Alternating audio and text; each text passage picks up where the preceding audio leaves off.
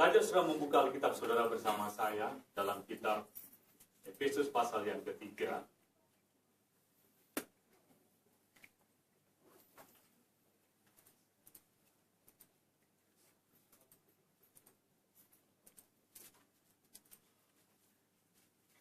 Kita akan baca pergantian Efesus pasal yang ketiga. Ayat yang ke-16 sampai dengan ayat yang ke-19. Efesus pasal 3, ayat 16 sampai dengan ayat yang ke-19. Sudah dapat, kita baca bergantian Efesus pasal yang ketiga, ayat yang ke-16 sampai dengan ayat yang ke-19. Saya baca yang genap, dan sudah bersama-sama ayat yang ganjil. Aku berdoa supaya ia menurut kekayaan kemuliaannya menguatkan dan meneguhkan kamu oleh rohnya di dalam batinmu. Sehingga oleh iman di dalam hatimu kamu kasih. Aku berdoa supaya kamu bersama-sama dengan segala orang kudus dapat memahami betapa lebarnya dan panjangnya dan tingginya dan dalamnya kasih Kristus. Dan dapat mengenal kasih itu sekalipun ia melampaui segala pengetahuan.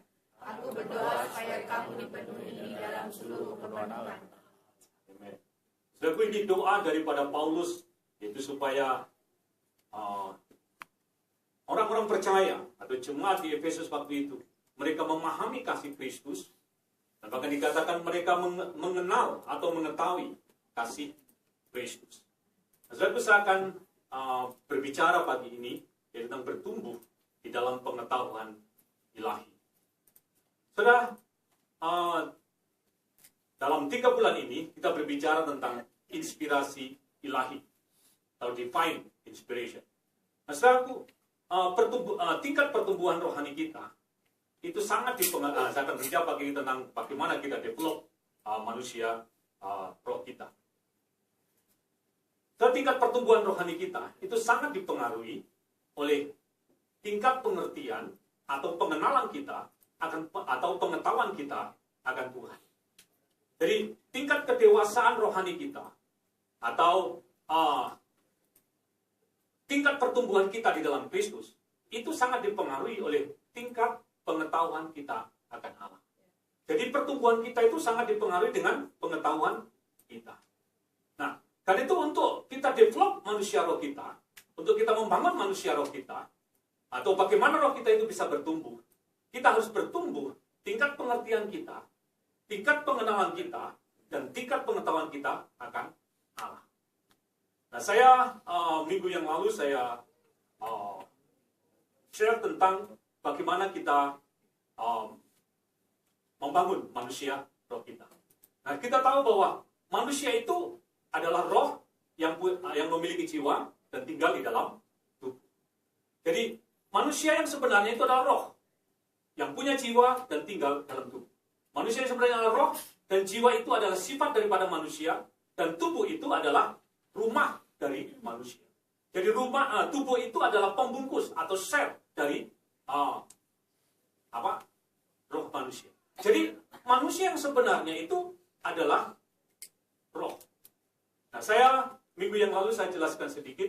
Jadi manusia yang sebenarnya itu adalah roh. Jadi manusia itu bukan tubuh, manusia juga bukan jiwa, tapi manusia itu adalah roh. Nah, perkataan bahasa kalau kita mengacu dari perkataan manusia, kalau dalam terjemahan bahasa Inggris berasal memakai kata human, itu berasal dari bahasa asli yang dari you dengan man.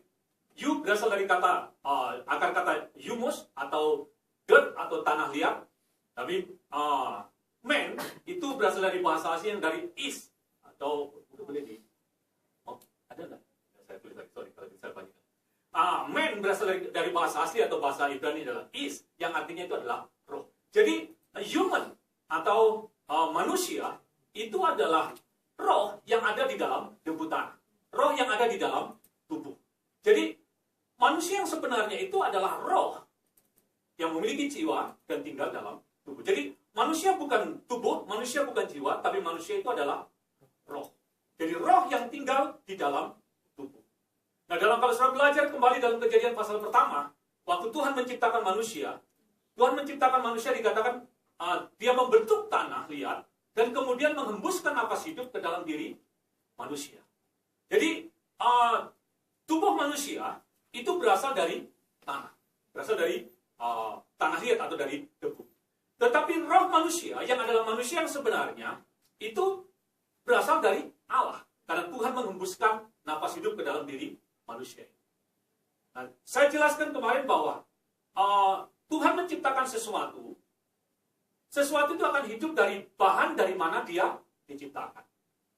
Waktu Tuhan menciptakan binatang melata, dalam Kejadian pasal yang pertama ayat 25.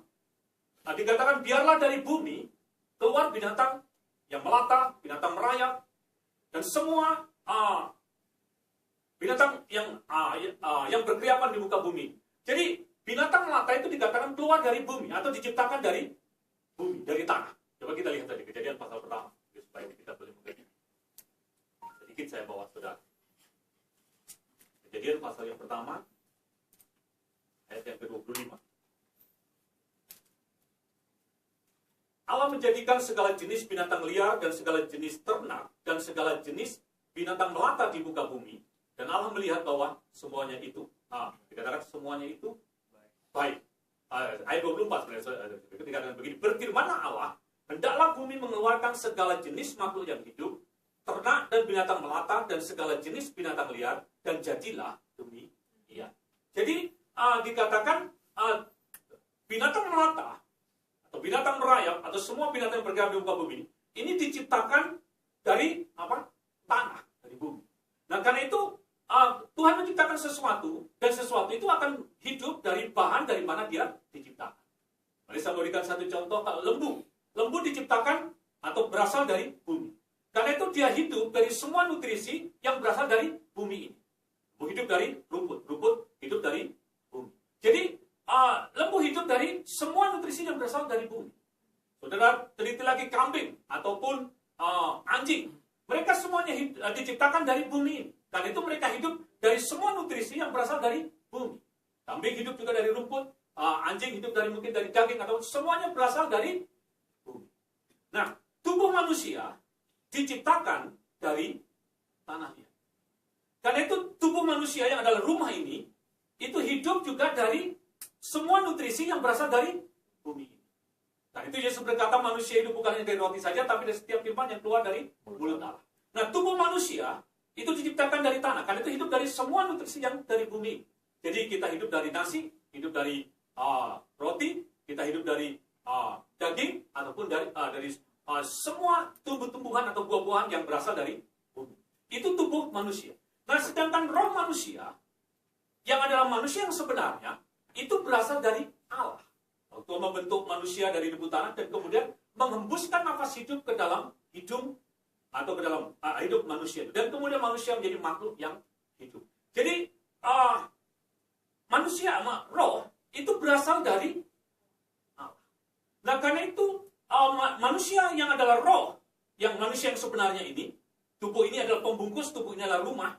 Nah, manusia yang sebenarnya yang adalah roh itu berasal dari Allah. Karena itu manusia yang adalah roh itu hidup atau berasal hidup dari semua nutrisi yang berasal dari Tuhan. Itu Matius pasal 4 tadi dikatakan bahwa manusia hidup bukan hanya dari roti, tapi dari setiap firman yang keluar dari mulut Allah. Jadi manusia roh kita itu bertumbuh dengan firman yang keluar dari mulut Allah. Karena itu kita harus develop manusia roh kita. Nah, bagaimana kita bisa develop manusia roh kita? Dalam Efesus tadi dikatakan bahwa tingkat pertumbuhan manusia roh kita atau manusia rohani kita itu sangat ditentukan oleh tingkat pengetahuan kita, pengenalan kita akan Tuhan. Jadi tingkat pengenalan saudara akan Tuhan itu akan menentukan pertumbuhan kerohanian atau pertumbuhan roh kita atau pertumbuhan kerohanian kita. Jadi saya akan bawa saudara dalam bagaimana kita bisa bertumbuh dalam pengetahuan ilahi. Nah, dalam Efesus pasal yang keempat dikatakan di situ, kembali lagi Efesus pasal 4 ayat 13.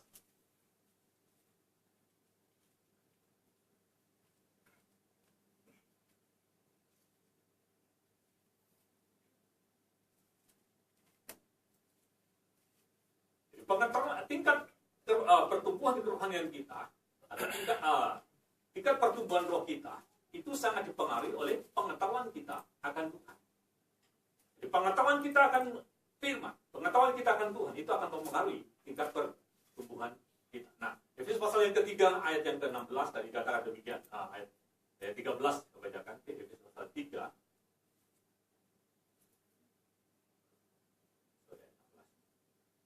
aku berdoa supaya ia menurut kekayaan kemuliaannya menguatkan dan meneguhkan kamu oleh rohnya di dalam batinmu. Sehingga oleh imanmu Kristus diam di dalam hatimu dan kamu berakar serta berdasar di dalam kasih. Aku berdoa supaya kamu bersama-sama dengan segala orang kudus dapat memahami betapa lebarnya dan panjangnya dan tingginya dan dalamnya kasih Kristus. Ayat 19. Dan dapat mengenal kasih itu sekalipun yang melampaui segala pengetahuan. Aku berdoa supaya kamu dipenuhi di dalam seluruh kepenuhan Allah. Jadi kata itu kamu dipenuhi dengan seluruh kepenuhan Allah. Nah, jadi manusia roh kita itu harus bertumbuh. Nah, tingkat pertumbuhan kita itu sangat dipengaruhi dengan tingkat pengetahuan kita. Nah, karena itu pengetahuan kita, pengenalan kita, pemahaman kita akan firman, akan Tuhan, itu harus bertumbuh. Jadi tingkat pengenalan kita harus bertumbuh. Jadi kita tidak bisa, saudaraku, menjadi orang Kristen yang ignorant. Menjadi orang Kristen yang kurang pengetahuan. Dan itu dalam Hosea pasal 4 ayat yang ke-6 dikatakan begini, umatku binasa karena kurangnya pengetahuan. Perkataan binasa kalau dalam bahasa aslinya, jadi dalam bahasanya perkataan binasa sebenarnya memakai kata damah. Damah itu artinya to be dumb, hence to fail, atau be undone. Jadi umatku binasa karena kurangnya pengetahuan. Jadi kalau kita kurang pengetahuan, maka kita akan menjadi dumb. Aku semua tahu dumb. Saya sebenarnya tidak enak menyebutkannya. Kita akan menjadi dumb, kita bisa fail, kita gagal, dan kita nggak sampai kepada destiny yang sebenarnya Tuhan sudah tentukan kepada kita. Kita nggak bisa fulfill destiny kita. Nah, dalam Efesus tadi dikatakan bahwa kita harus bertumbuh dalam pengetahuan kita. Nah, dalam Efesus pasal 3 ayat yang ke-18, perkataan di sini dikatakan, Paulus berkata begini. Ini ayat yang ingin saya sharekan pada saudara. Efesus pasal 4 ayat yang ke-18. Sorry, 3. Efesus pasal 3 ayat yang ke-18. Dikatakan, aku berdoa supaya kamu bersama-sama dengan segala orang kudus dapat memahami betapa lebarnya dan panjangnya dan tingginya dan dalamnya kasih Kristus. Nah, dikatakan di sini kata perkataan memahami. Memahami di sini dalam bahasa aslinya kata lambanu. Kata lambanu itu artinya to take eagerly, to take eagerly, atau apprehend, atau comprehend. Artinya begini, Paulus mau supaya gereja itu mengerti kasih Kristus itu dengan bergairah. Jadi begitu bergairah, begitu bersemangat dengan memahami, dengan mengerti akan kasih Kristus. Ini doa daripada Paulus. Artinya begini, saudara. Dengan segenap hati kita, roh, jiwa, tubuh kita, itu kita, atau dengan seluruh eksistensi kita, kita mengerti kasih Kristus. Itu doa daripada Paulus. Nah, untuk kita mengerti kasih Kristus dalam ayat yang ke-18 dikatakan di situ, dikatakan betapa dalamnya, betapa tingginya, dan betapa dalamnya. Nah, untuk kita sampai pada tingkatan kita memahami kasih Kristus, ada 3 jenis pengetahuan yang kita perlu ketahui. Jadi ada level daripada pengetahuan ini. Nah, saya akan menunjukkan kepada saudara dalam Efesus pasal 3 untuk kita mengerti tentang level daripada satu pengetahuan atau satu pengenalan, satu pemahaman tentang kasih Kristus. Nah, tingkat pengetahuan yang pertama kalau kita lihat dalam ayat yang ke-19. Kita lihat Efesus pasal 3 ayat 19. Dan dapat mengenal kasih sekalipun ia melampaui segala pengetahuan. Aku berdoa supaya kamu dipenuhi dalam seluruh kepenuhan Allah. Di situ kata mengenal kasih itu, dan dapat mengenal kasih itu sekalipun ia melampaui segala pengetahuan. Nah, jenis pengetahuan yang pertama, dan dalam ayat 19, di situ perkataan mengenal kasih itu memakai kata ginosko. Jadi pengetahuan yang pertama itu pewahyuan yang didapatkan melalui satu apa? Ginosko. Ginosko di sini dalam terjemahan bahasa aslinya itu memakai satu arti, yaitu apa? Revelation knowledge, atau satu pengetahuan melalui satu penyingkapan. Jadi pengetahuan yang diberikan kepada kita melalui satu pewahyuan. Jadi pengetahuan yang datang melalui satu penyingkapan, atau melalui satu inspirasi, atau melalui satu pewahyuan yang diberikan atau diimpartasikan oleh Roh Kudus. Jadi Paulus berdoa supaya gereja memahami, mengerti betul, mengenal betul kasih Kristus. Nah, untuk kita bisa mengenal kasih Kristus, saudaraku, kasih Kristus itu kita tidak bisa memahami atau mengenal dengan intelektual kita. Karena itu dalam Efesus tadi dikatakan mengenal kasih melampaui segala pengetahuan. Perkataan pengetahuan di situ memakai kata gnosko. Gnosko di sini memiliki satu arti, yaitu pengetahuan yang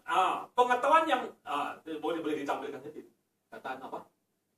Gnosis, bukan gnosis. Gnosis ini artinya scientific knowledge, intellectual knowledge, atau general knowledge, atau abstract knowledge. Satu pengetahuan ilmiah, atau pengetahuan yang dari intelektual kita, dari kemampuan kita berpikir. Jadi kita tidak bisa memahami kasih Kristus dengan pengetahuan ilmiah. Kita tidak bisa memahami Kristus dengan otak kita. Tapi kita hanya bisa memahami kasih Kristus dengan ginosko, dengan revelation knowledge. Jadi melalui satu pewahyuan, melalui satu inspirasi, melalui satu penyingkapan yang diberikan oleh Roh Kudus. Jadi kita tidak akan bisa memahami kasih Kristus tanpa pewahyuan.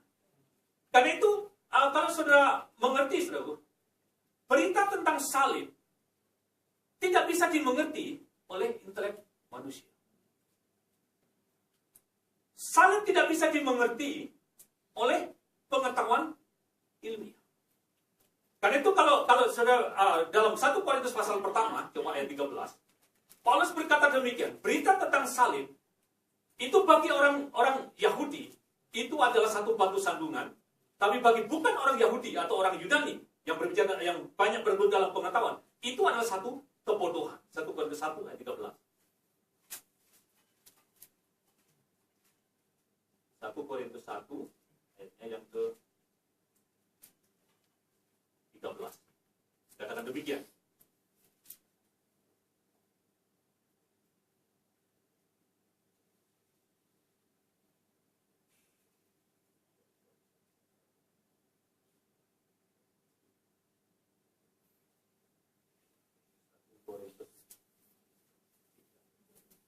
Oh, tidak, ayat 23. 1 Korintus 1 ayat, ayat 23. Ya. Dikatakan demikian. Tetapi kami memberitakan Kristus yang disalibkan. Untuk orang-orang Yahudi itu ada satu batu sandungan, dan untuk orang-orang bukan Yahudi itu adalah satu kebodohan. Saudaraku, kasih Kristus tidak bisa dipahami dengan intelek kita. Kita tidak bisa memahami kasih Kristus dengan otak kita. Kita tidak bisa memahami kasih Kristus dengan pengetahuan ilmiah kita. Salib, kalau kita sering kali kita bertanya, kenapa dia harus mati? Kenapa Yesus harus disalibkan? Sebab kita tidak akan bisa dengan intelek kita. Karena itu dikatakan, kamu tidak bisa memahami kasih Kristus, karena kasih Kristus itu melampaui segala pengetahuan. Tapi kita hanya bisa memahami kasih Kristus itu dengan ginosko, dengan satu pewahyuan. Jadi kasih Kristus hanya bisa dipahami melalui satu pewahyuan. Saya ingat, saudaraku, saya ini seorang yang dididik dengan sangat keras. Mama saya selalu bilang, kamu itu laki. Laki itu pantang apa? Nangis. Mama saya kalau pukul saya, saudaraku, saya ingat, saudaraku, karena saya pernah sempat kepahitan dengan mama saya, tapi saya sudah mengampuni, dan lagi dia sudah kembali pada Tuhan. Mama saya kalau saya melakukan kesalahan, itu saya dihajar dengan sangat keras. Memang saya dulu nakal, kalau saya pergi ke sekolah dan saya nggak mau sekolah, betul apa yang saya lakukan? Seragam sekolah itu sore-sore saya rendam. Jadi seragam sekolah itu saya rendam saya rendam. Jadi besoknya nggak ada seragam sekolah. Karena itu saya karena nggak ada seragam sekolah, jadi nggak perlu pergi sekolah. Mama saya tahu ini licik. Jadi apa yang dilakukan mama, dia ambil pelepah, dia campuk saya demikian rupa, dan saya nggak boleh nangis. Dan itu terbentuk dengan watak saya orang laki. Saya berkelahi juga nggak bisa nangis. Sepak bola sekalipun, kalau di kampung, sepak bola itu kadang-kadang kita diadu, nggak pakai bola, pakai kaki. Jadi, kalau dari kaki, itu nggak boleh nangis. Itu dibentuk dengan begitu kan. Tapi suatu ketika waktu saya bertobat, waktu saya pergi ke satu gereja, waktu itu di satu gereja yang kecil, dan pendeta ini berbicara sedang menjelaskan tentang kasih tentang apa? Salib. Dan waktu dia jelaskan tentang kasih Kristus tentang salib, saya orang yang keras, orang yang nggak bisa nangis, tapi tiba-tiba apa? Saya kasih Kristus itu bisa dipahami melalui satu apa? Karena saya mengalami ginosku dan saya mengerti tentang apa? Kasih. Jadi kalau saya pertama, pewahyuan yang pertama, pengetahuan yang pertama itu didapat melalui satu apa? Ginosku. Nah, ginosku ini adalah satu pengetahuan yang diimpartasikan oleh Roh Kudus di dalam hati kita. Nah, karena itu untuk saudara mendapatkan satu ginosko, mengalami ginosko ini, Roh Kudus itu berperan penting. Jadi Roh Kudus itu mengambil peran utama. Jadi saudara bisa mengerti tentang mengenal Allah, bisa mengenal tentang kasih Kristus. Kalau Roh Kudus mewahyukannya kepada kita. Kalau Roh Kudus mengimpartasikan pewahyuan itu ke dalam diri kita. Jadi karena itu Roh Kudus itu berperan, memiliki peran penting di dalam pengetahuan ini. Jadi untuk kita mengalami ginosku, kita perlu impartasi daripada Roh Kudus. Roh Kudus itu adalah, kalau saya bilang, dia adalah pribadi yang memberi kita inspirasi. Roh Kudus itu adalah pribadi yang memberi kita satu penyingkapan, satu pewahyuan. Kalau Benny Hinn menyebutnya sebagai great revealer. Jadi pemberi pewahyuan yang terbesar. Jadi Roh Kudus itu adalah pribadi yang menyingkapkan, pribadi yang mewahyukan, pribadi yang membukakan. Jadi untuk saudara bisa mengalami satu ginosko, saudara perlu apa? Roh Kudus. Jadi perlu Roh Kudus mewahyukan ke dalam diri kita. Sedang kita perlu apa? Roh Kudus.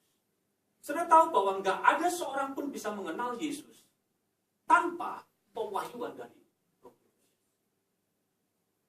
Saudara, kalau saudara melihat mujizat atau tanda-tanda ajaib, tidak bisa membuat orang itu berubah dan percaya kepada Yesus. Kalau saudara berbicara mujizat, tanda-tanda ajaib bisa membuat orang itu berubah dan percaya kepada Yesus, saya akan tunjukkan kepada saudara. Waktu Yesus ada di muka bumi selama 3,5 tahun, dia bersama dengan 12 rasulnya, dan juga dengan ribuan orang yang waktu itu melihat mujizat dan tanda-tanda ajaib yang dikerjakan oleh Yesus. Kalau saudara melihat saja 12 rasul Tuhan, dia melihat mujizat-mujizat yang dilakukan oleh Yesus dengan luar biasa. Bagaimana dia merubah air menjadi anggur. Kalau saya mungkin satu pertanyaan. Saudara nggak usah bertanya, nggak usah dijawab. Nggak usah dijawab, hanya saudara pikirkan. Kalau seandainya saudara hidup pada zaman Yesus ada di bumi, saudara melihat Yesus merubah air menjadi anggur, apakah saudara akan berubah dan percaya Yesus? Nggak usah dijawab. Kalau saudara hidup pada zaman Yesus, dan saudara melihat Yesus, dia ada di gunung kemuliaan, dan kemudian dia punya muka berubah seperti matahari, dan kemudian mendengar suara, ini anakku yang kukasihi, kepadanya aku berkenan. Kalau saudara ada di sana, apakah saudara akan berubah dan bisa percaya kepada Yesus? Atau yang lebih lagi, saudara, kalau ada pada waktu Yesus memanggil Lazarus keluar dari lubang kubur, Lazarus keluar, dan kemudian dia dengan palutannya dia keluar, berbangkit. Apakah saudara akan percaya dan hidup saudara berubah? Saudaraku, coba saudara renungkan dalam pikiran saudara.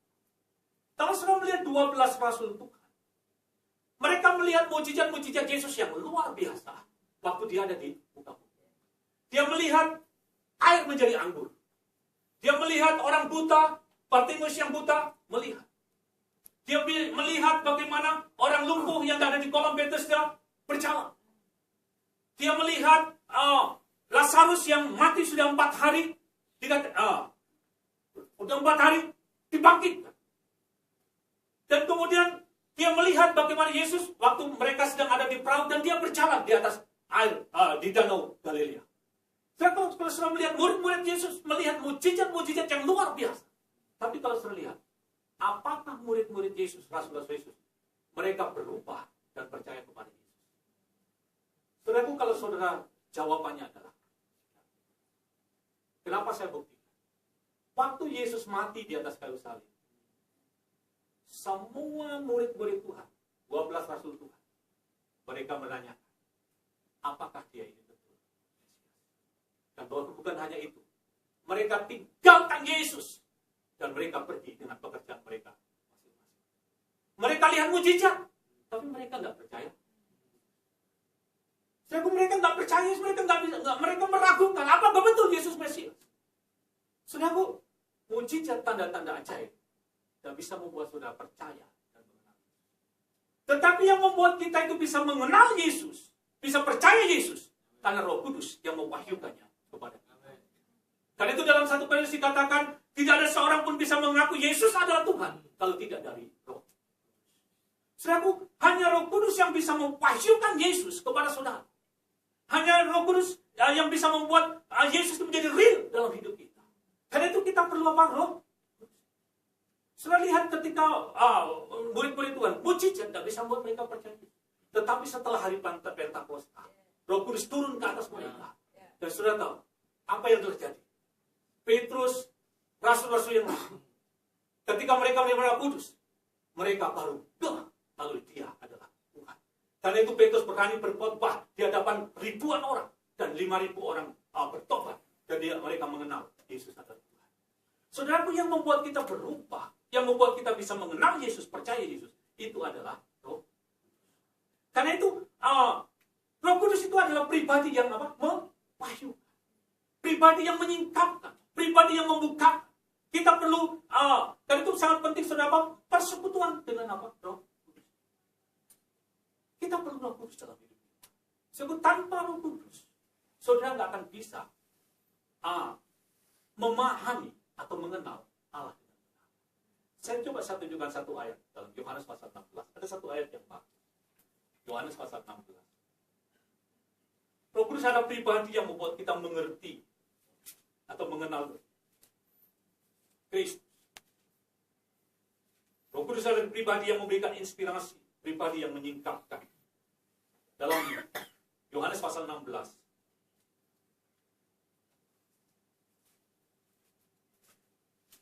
Di situ Yesus berkata begini, lebih baik aku pergi, karena kalau aku nggak pergi, dia nggak akan datang. Banyak hal yang ingin aku sampaikan, tapi kamu nggak akan bisa memahaminya. Yohanes pasal yang ke-16.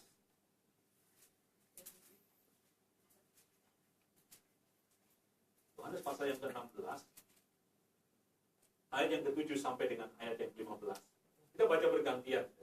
Yohanes 16, ayat 7 sampai dengan ayat yang ke-15.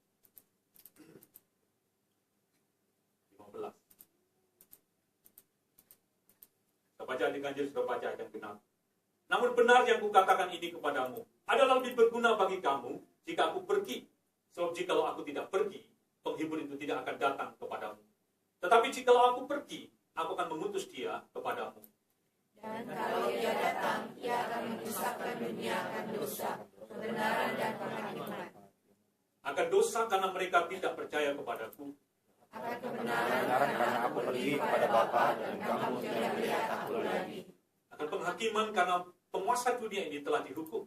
Masih banyak hal yang harus kukatakan kepadamu, tetapi sekarang kamu belum dapat menanggungnya. Tapi apabila ia datang, yaitu Roh kebenaran, yang akan memimpin kamu dalam seluruh kebenaran. Sebab ia tidak akan berkata-kata dari dirinya sendiri. Tetapi segala sesuatu yang didengarnya itulah yang akan dikatakannya. Dan ia akan memberitakan kepadamu hal-hal yang akan datang. Ia akan memberitakan akan memuliakan aku, sebab ia akan memberitakan kepadamu apa yang diterimanya daripadaku. Segala sesuatu yang Bapa punya adalah aku punya. Sebab itu aku berkata, ia akan memberitahukan kepadamu apa yang diterimanya daripadaku. Saudaraku, Roh Kudus itu adalah pribadi yang membukakan atau menyingkapkan atau yang memberikan inspirasi. Dikatakan di sini berkata, adalah lebih berguna kalau aku pergi. Karena kalau aku nggak pergi, saudaraku, dikatakan dia nggak akan datang. Yesus berkata, ada banyak hal yang ingin aku sampaikan, tapi kamu nggak akan bisa memahami. Kamu nggak akan bisa menerimanya. Karena itu, kalau saudara lihat waktu Yesus berbicara, saudara, dalam waktu dia menjelaskan, murid-murid banyak nggak ngerti. Mereka lupa semua apa yang Yesus katakan. Dalam ayat yang ke-13 dikatakan, apabila ia datang, yaitu roh kebenaran, ia akan memimpin kamu ke dalam seluruh kebenaran, sebab ia tidak akan berkata-kata dirinya sendiri, tetapi segala sesuatu yang didengarnya, itulah yang akan dikatakannya, dan akan memberitakan kepada hal-hal yang akan datang.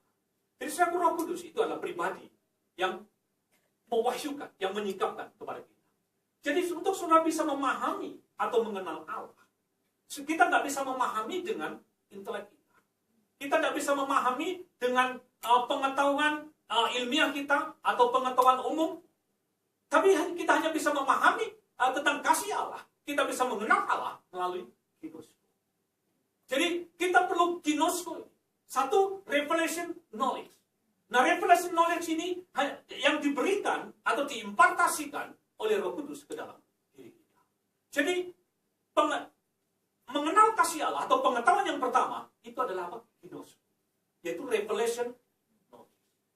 Dan ini revelation knowledge ini dideliver atau diimpartasikan, diberikan oleh Roh Kudus. Karena itu peran Roh Kudus itu sangat penting. Jadi kita perlu membangun satu hubungan atau satu persekutuan dengan Roh Kudus. Kita perlu meminta atau bertanya kepada Roh Kudus tentang rahasia-rahasia Allah. Jadi yang pertama itu adalah ginosko atau revelation knowledge. Nah, pengetahuan yang kedua itu yang saya sebut dengan dalam bahasa aslinya memakai kata eidu atau dalam bahasa Inggris mungkin boleh dijelaskan lebih pintar bahasa Inggris. Saya lihat kenapa saya ngambil bahasa aslinya, karena di bahasa Indonesia tidak diberikan gambaran yang jelas. Tapi dalam bahasa aslinya itu diberikan satu gambaran yang lebih jelas, kita bisa mengerti. Perkataan yang kedua, pengetahuan yang kedua, mereka dalam bahasa asli berkata eidu atau oida. Ini adalah knowledge of awareness atau specific revelation. Nah, yang sama-sama begini, saudara. Knowledge of awareness, satu pengetahuan, satu kesadaran yang penuh yang kita dapatkan melalui satu pewahyuan. Jadi satu kesadaran.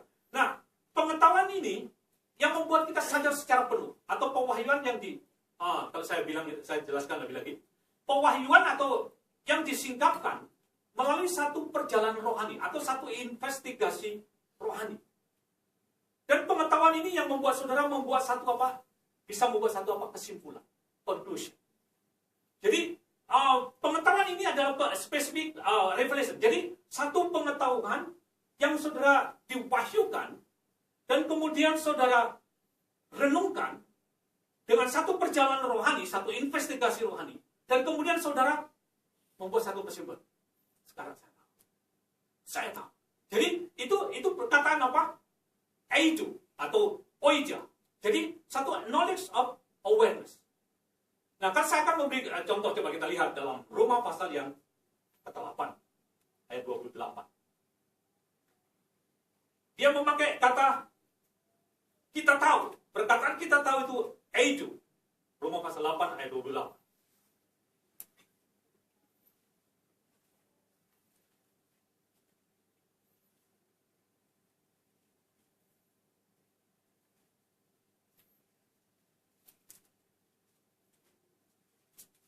Roma pasal 8 ayatnya yang ke-28. Dikatakan demikian, kita tahu sekarang, perkataan tahu di situ adalah eidu. Kita tahu sekarang bahwa Allah turut bekerja dalam segala sesuatu untuk mendatangkan kebaikan bagi mereka yang mengasihi Dia, yaitu bagi mereka yang terpanggil sesuai dengan rencana Allah.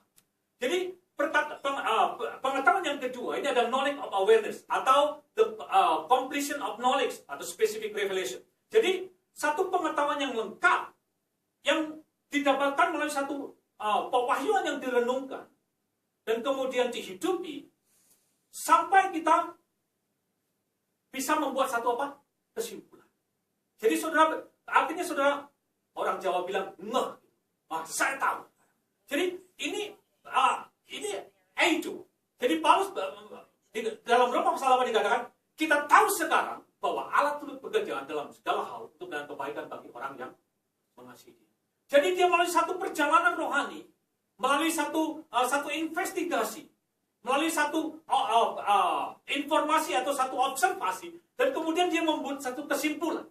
Sekarang saya tahu Tuhan turut bekerja untuk datangkan kebaikan bagi kita. Jadi kita harus sampai kepada satu pengetahuan yang sampai kita betul-betul sadar. Saya tahu. Oh, sekarang saya tahu. Sekarang saya tahu. Kadang sudah ada seorang yang mendapatkan satu pewahyuan, tapi kemudian apa? Lupa. Jadi kita apa? Lupakan pewahyuan. Tapi di sini saudara ego ini ada satu pewahyuan, tapi saudara hidup. Saudara renungkan. Dan kemudian saudara, sekarang saya tahu. Kalau saya mau berikan satu ilustrasi begini, saudara. Ginosko atau revelation of knowledge itu seperti satu full package. Jadi satu paket yang penuh.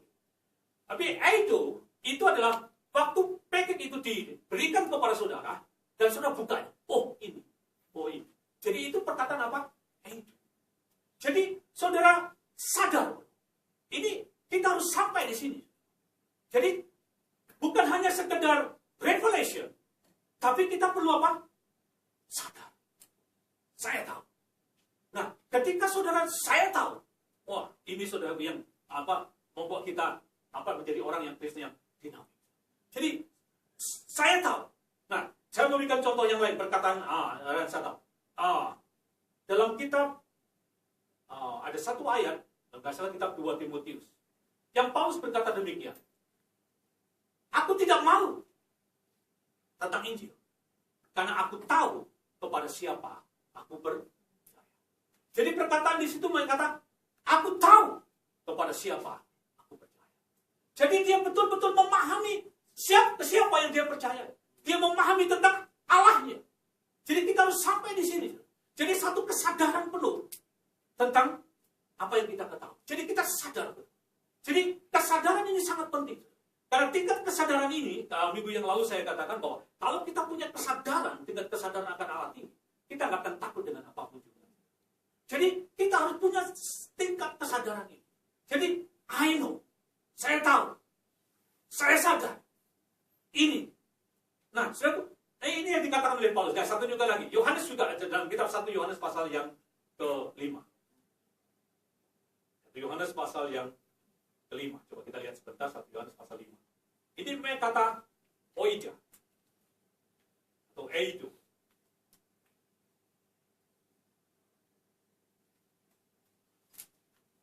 Yohanes pasal 5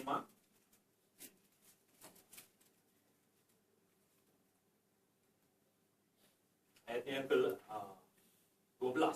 1 Yohanes 5 ayat 12. Dikatakan demikian.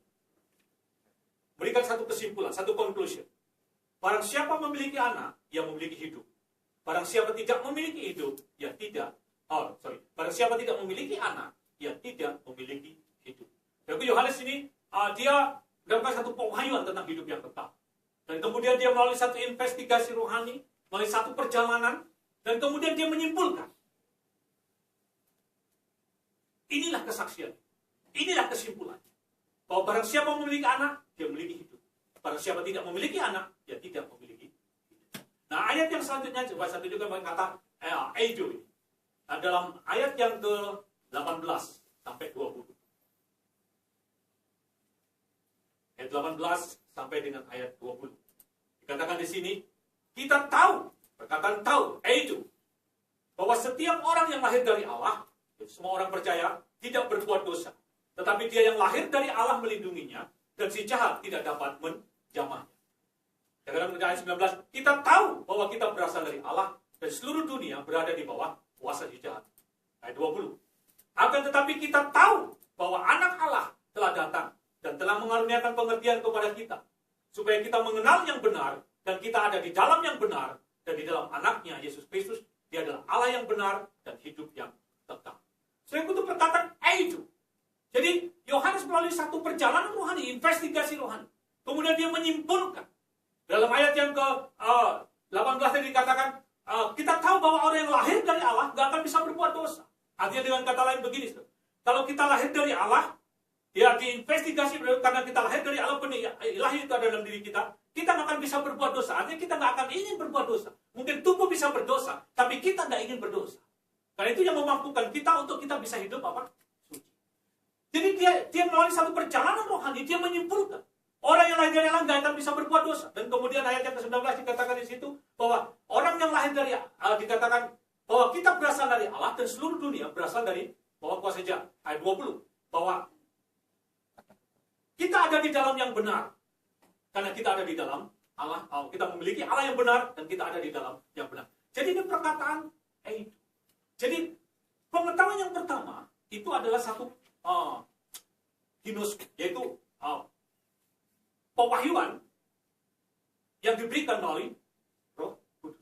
Nah, pengetahuan yang kedua yaitu itu satu pengetahuan yang membuat kita itu sadar, kita benar-benar tahu dan membuat kita itu mengerti betul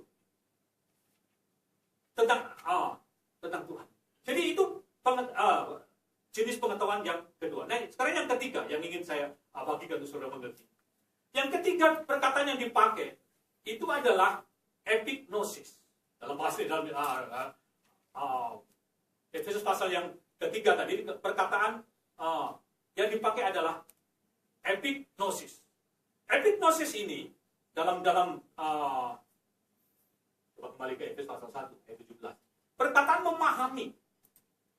Di situ yang dipakai adalah epignosis. Nah, epignosis itu artinya adalah full knowledge atau exact knowledge atau full comprehension atau full recognition. Itu perkataan apa? Epignosis. Satu pewahyuan yang penuh atau pengetahuan pengetahuan yang apa namanya? Dia bilang exact knowledge, pengetahuan yang benar. Jadi full. Saudara mengerti betul. Jadi memahami betul. Nah, ini epignosis.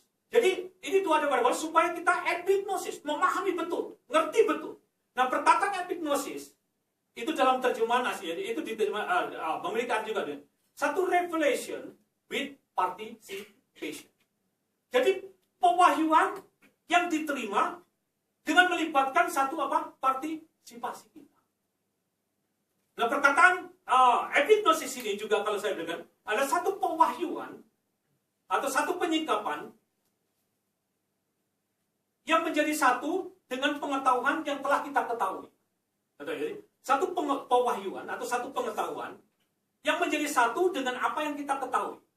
Jadi karena itu dalam epignosis ini sangat penting adalah partisipasi kita, keterlibatan kita. Nah, epignosis ini kita bisa dapatkan yaitu melalui satu meditasi firman Tuhan. Jadi ada satu partisipasi untuk kita bisa sampai kepada satu apa fully knowledge, satu pengertian yang benar. Perlu satu apa pewahyuan yang melibatkan partisipasi kita. Di mana pewahyuan yang diberikan yang connect, yang menjadi satu dengan pengetahuan yang kita ketahui.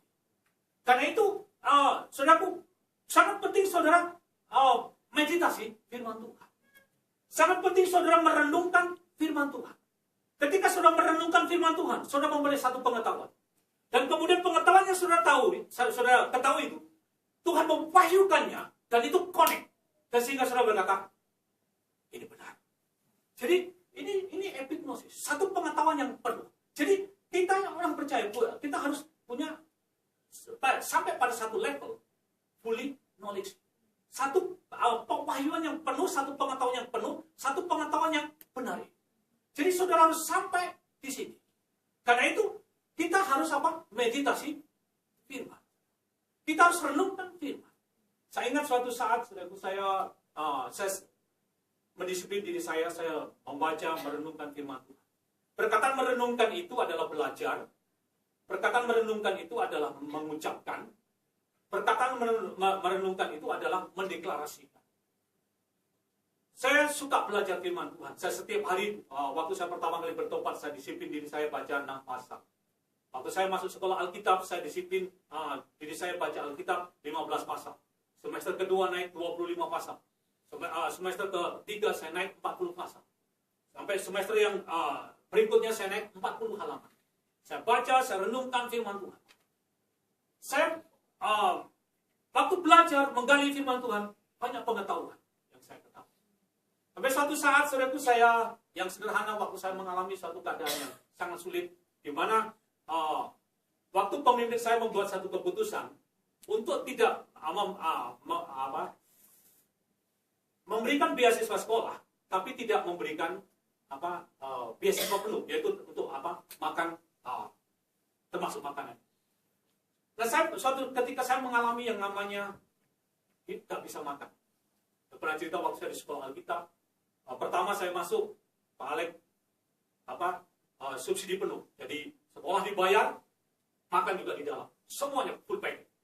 Tapi semester yang tahun yang kedua, peraturan dirubah, sekolah nggak bayar, tapi makan urus sendiri. Nah, saya mengalami masa-masa yang sulit. Kalau air banyak sudah bayar, tapi makan itu jadi satu perjuangan bagi saya. Saya pernah suatu saat nggak ada makanan sama sekali, betul-betul nggak ada makanan, hanya minum air. Itu saya alami dari hari ke hari, bukan 1-2 hari, dan bisa sampai 1 minggu. Dan itu saya udah terlatih, kan perut saya nggak besar, udah terbiasa sampai 1 minggu nggak makan, udah terbiasa. Ada orang bilang perutnya Pak Ari kok dari dulu sampai sama. Mungkin perut saya kecil, karena dulu cukup lama nggak makan. Saya waktu belajar Alkitab, saya punya satu pengetahuan. Sudah tahu semua ayat hafal, sekolah minggu juga hafal. Yang Tuhan berkata begini, jangan kamu khawatir tentang apapun juga. Kamu nggak perlu khawatir tentang apa yang kamu makan, apa yang kamu pakai. Burung di udara Tuhan pelihara, bunga di padang Tuhan hias. Saya punya pengetahuan itu. Saya mengetahui, saya anak Tuhan, Tuhan pasti pelihara saya. Mazmur pasal 23 muncul, semua orang hafal. Tuhan gembalaku, takkan kekurangan aku. Di bawahnya aku ke air yang tenang, jadi baringkan aku di atas rumput yang hijau. Saya anak Tuhan, Tuhan gembala saya pasti makan, bahkan saya hidup dalam segala kelimpahan. Saya punya pengetahuan itu. Saya punya pengetahuan. Dan itu saya setiap pagi, saudaraku, saya kalau bangun tidur, saya doa. Biasanya jam 2, jam 3, saya sudah bangun. Saya ambil waktu berdoa. Dan setelah selesai doa 3-4 jam, jam 7, saya keliling Manyar Sidaru, itu gereja di Wetan di Surabaya. Saya keliling mulai saya memperkatakan firman Tuhan. Burung pipit Tuhan pelihara, bunga bakung Tuhan hiasi. Saya anak Tuhan, Tuhan pasti kasih makan saya.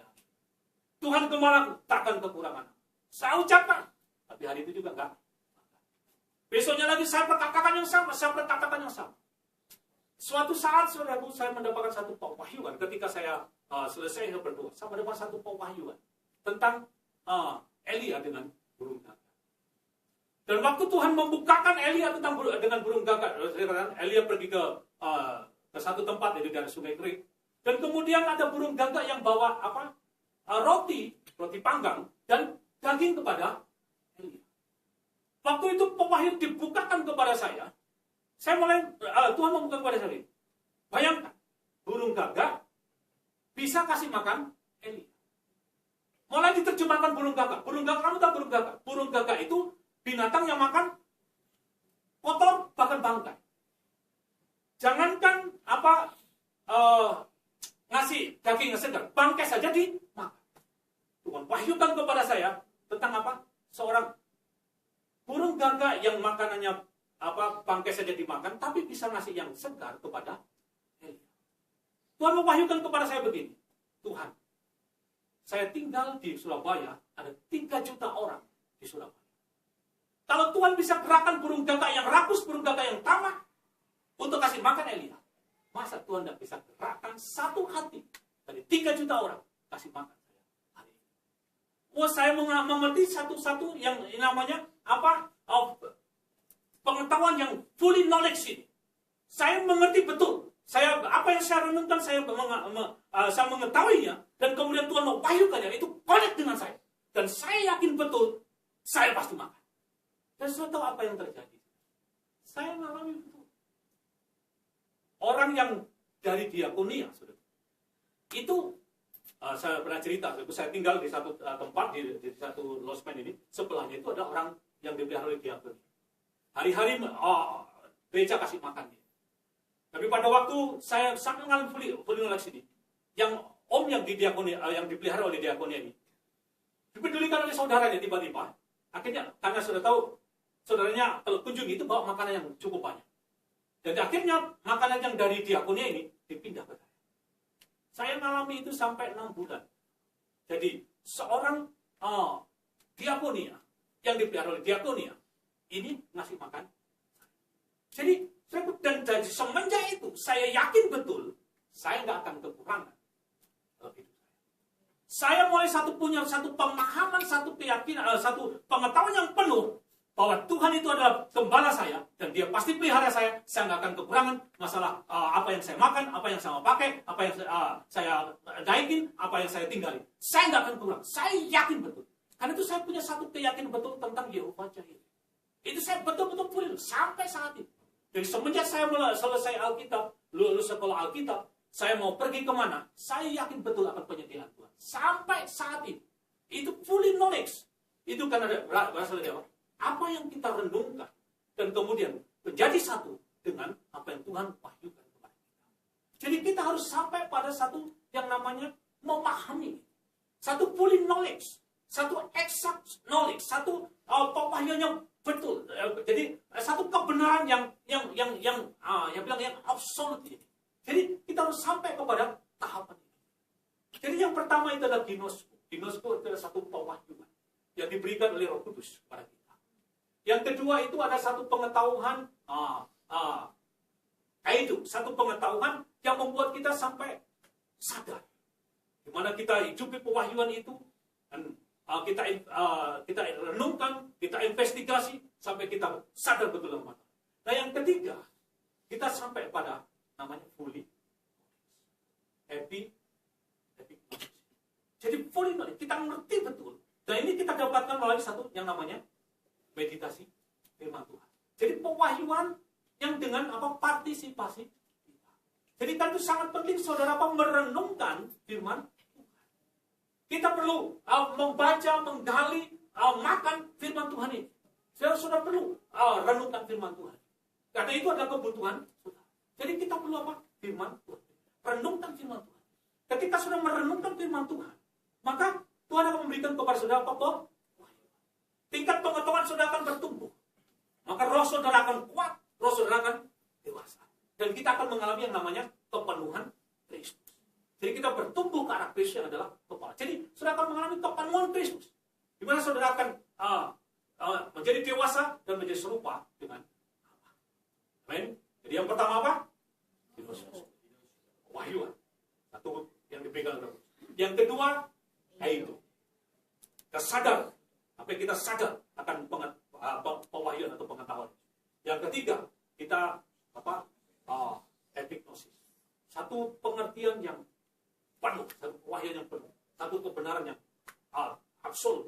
Jadi ini sampai kita pada tahapan itu. Nah, ketika kita sampai di situ, kita akan menjadi dewasa, lalu kita menjadi mengalami kepenuhan Kristus dan kita menjadi serupa